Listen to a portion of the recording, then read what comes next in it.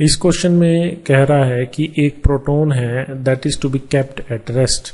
तो हमारे पास एक प्रोटॉन है and it is fixed, it is not allowed to move, so it is kept at rest and a positively charged particle is released from rest at a distance d in its field। तो ये एक positively charged particle है, so particle is this p and it is released from rest and they have initial separation say d। Clear. अब वो कह रहा है कि कंसीडर टू एक्सपेरिमेंट्स, यहां पे कह रहा है कि दो केस मान लो। एक केस में क्या है, आपके पास एक और प्रोटॉन है, यही जो पार्टिकल है ये एक प्रोटॉन है, ठीक है। और दूसरे केस में क्या है, एक पॉजिट्रॉन है, ठीक है। तो दोनों पे बेसिकली चार्ज तो सेम है, ठीक है, बट जो इन दोनों के मासेस हैं वो अलग अलग है। तो जो मास ऑफ प्रोटॉन है वो मास ऑफ इलेक्ट्रॉन से, मास ऑफ पॉजिट्रॉन से जो है ज्यादा है, सो दिस इज मोर, ठीक है। तो कह रहा है that in the same time T, दोनों के ऊपर जो एक्शन ऑफ फोर्स है वो सेम टाइम के लिए अगर हम काउंट करें तो पूछ रहा है the work done on the two moving charge particles is.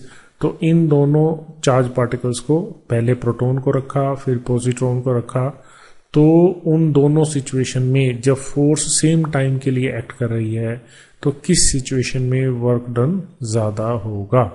तो इस बात को समझने के लिए आपको यहां पे ये ध्यान रखना पड़ेगा, क्योंकि ये दोनों चार्ज पार्टिकल्स जो हैं सेम चार्ज के हैं, इनकी नेचर ऑफ चार्ज सेम है, मैग्नीट्यूड ऑफ चार्ज सेम है। तो जब आप यहां पे रखेंगे तो इन दोनों पार्टिकल्स के ऊपर जो फोर्स है, फोर्स सेम लगेगी, ठीक है, क्योंकि जो इलेक्ट्रोस्टैटिक फोर्स लगेगी वो तो चार्ज डिपेंडेंट है, ठीक है, तो फोर्स तो सेम लगेगी।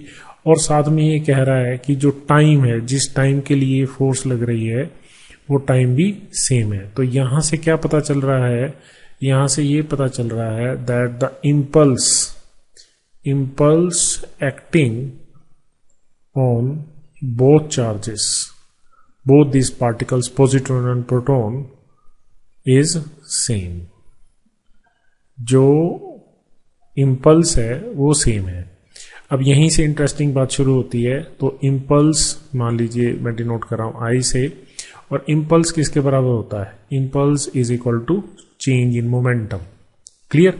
तो शुरू में तो इनकी स्पीड 0 है, तो इनिशियल मोमेंटम 0 है, तो फाइनल स्पीड सपोज कुछ है, तो इसका फाइनल मोमेंटम होगा, इनिशियल मोमेंटम क्या होगा 0।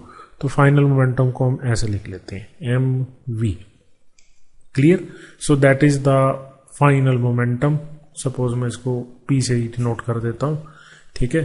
तो होगा क्या कि दोनों पार्टिकल्स पे, क्योंकि फोर्स सेम और सेम टाइम के लिए लग रही है, तो इंपल्स सेम है, तो दोनों का चेंज इन मोमेंटम सेम है। तो दोनों का चेंज इन मोमेंटम सेम है, बट दोनों पार्टिकल्स का मास चूंकि अलग अलग है तो दोनों की जो स्पीड है वो अलग अलग होगी।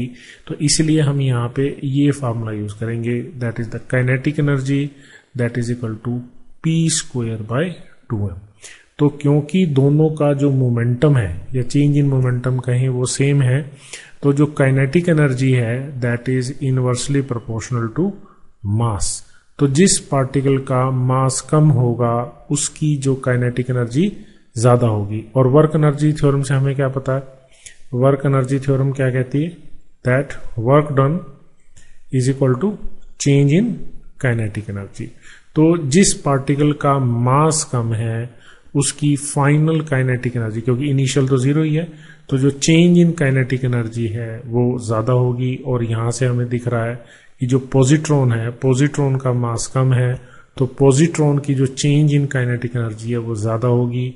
तो इसलिए work done by the corresponding electrostatic force वो पॉजिट्रॉन की सिचुएशन में क्या होगा, ज्यादा होगा। तो इस बेसिस पे हम कह सकते हैं कि ये जो ऑप्शन सी है that option is correct, that more for the case of positron.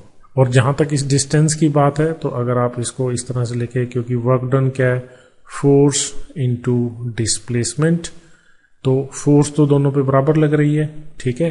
Change in kinetic energy जो है वो किसकी ज्यादा है, पॉजिट्रॉन की ज़्यादा है, तो बाय डिफ़ॉल्ट डिस्प्लेसमेंट जो है वो पॉजिट्रॉन की ज़्यादा होगी। तो ये ऑप्शन सी ही करेक्ट ऑप्शन है।